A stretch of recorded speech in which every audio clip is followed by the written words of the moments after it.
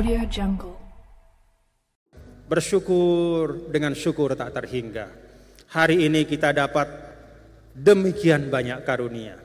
Bahkan tadi bapak-bapak, ibu-ibu diijazahkan 2 hadis musalsal. La ilaha illallah.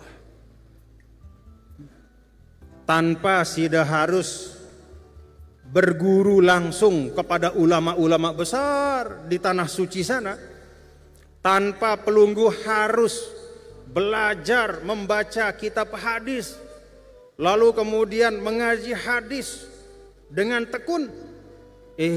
Hari ini dengan berkah Al-Maghfurlah Maulana Syekh, pelungguh kita semua mendapatkan sebaik-baik hadiah, yaitu 2 pesan, 2 wasiat dari Nabi kita, Nabi besar Muhammad Sallallahu Alaihi Wasallam yang tadi diijazahkan oleh guru kita Syekh Hisham.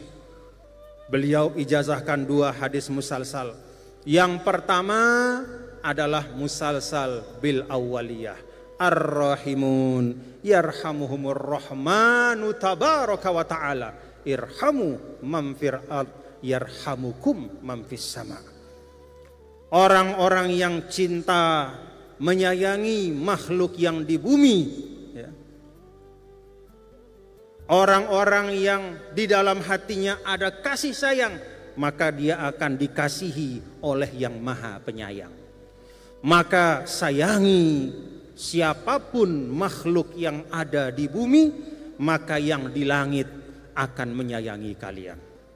Alhamdulillah. Itu hadis musalsal. Jadi hadis ini nyambung dari Nabi kita, Nabi besar Muhammad Sallallahu Alaihi Wasallam sampai kepada sida semua. Ini sudah ada ijazahnya, tinggal diamalkan. Sanggup diamalkan Bapak Ibu? Sanggup diamalkan? Hadis yang kedua, musalsal bil mahabbah.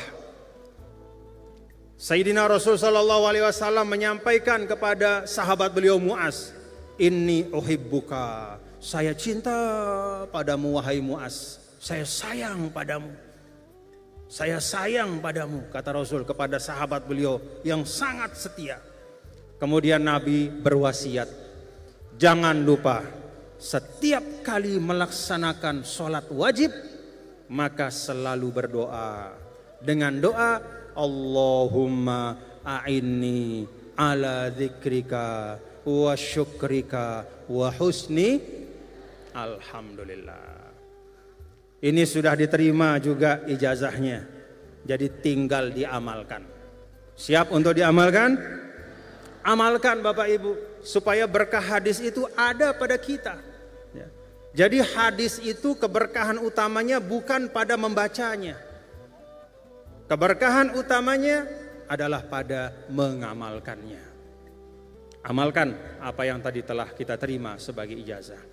Karena itu sekali lagi banyak sekali hal-hal baik yang kita terima pada hari ini, dan untuk itu kita semuanya tanpa kecuali mari kita mengucapkan hamdalah alhamdulillahi rabbil alamin.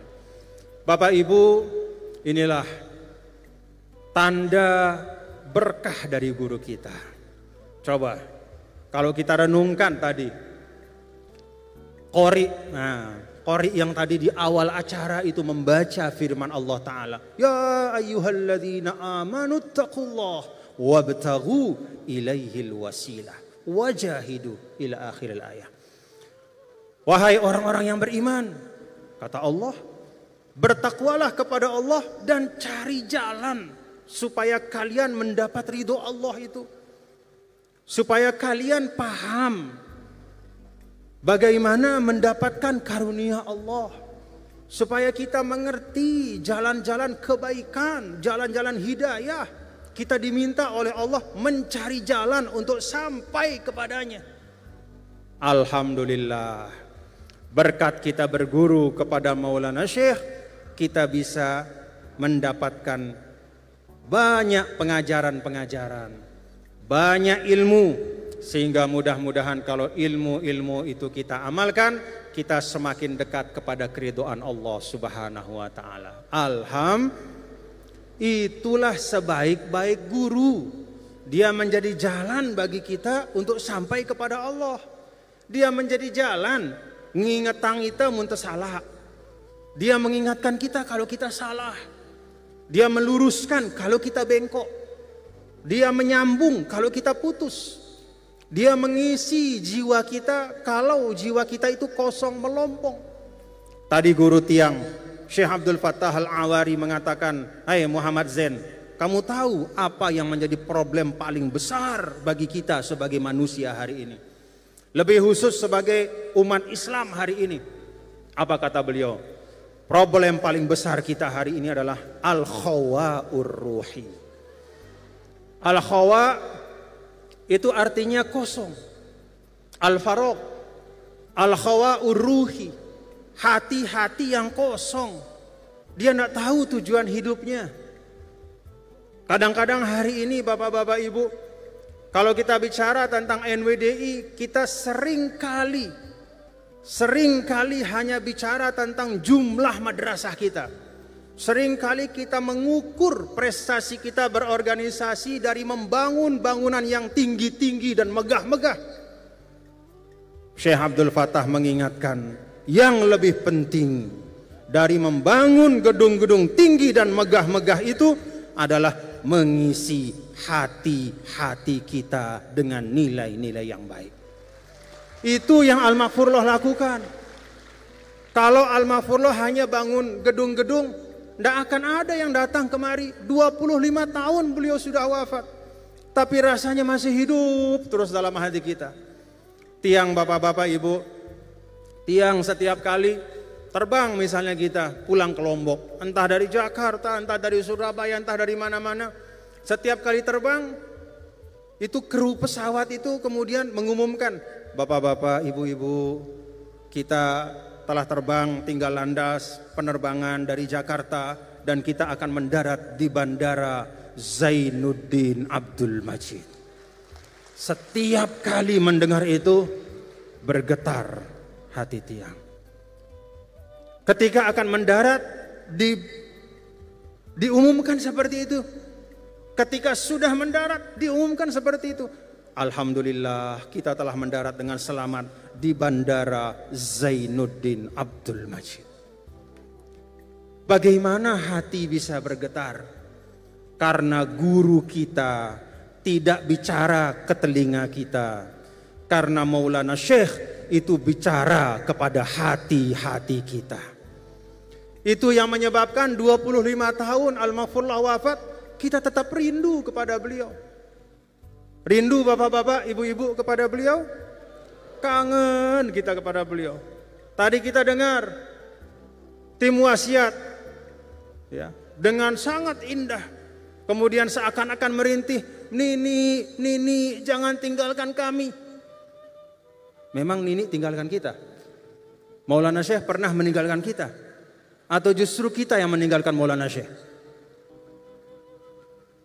Maulana Syekh itu tidak pernah meninggalkan kita.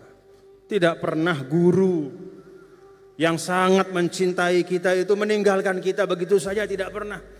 Bahkan pun setelah wafat masih banyak sekali bahan-bahan di sekitar kita, bahkan dalam hati kita, yang mengingatkan kita kepada Sidi Syekh Maulana. Ada hizib yang kita baca setiap minggu. Ada doa-doa, ada wazoif. Kalau orang bertarekat hizib Nahdlatul Wathon, ada wazifah-wazifah yang dia baca. Ada salawat-salawat yang beliau tinggalkan. Ada wasiat renungan masa yang beliau titipkan. Semua itu menunjukkan bahwa Maulana Syekh tidak pernah meninggalkan kita. Semoga kita bersama beliau selamanya menjadi bagian dari umat baginda Rasulullah sallallahu alaihi wasallam yang mendapatkan syafaat dari Nabi besar Muhammad sallallahu alaihi wasallam.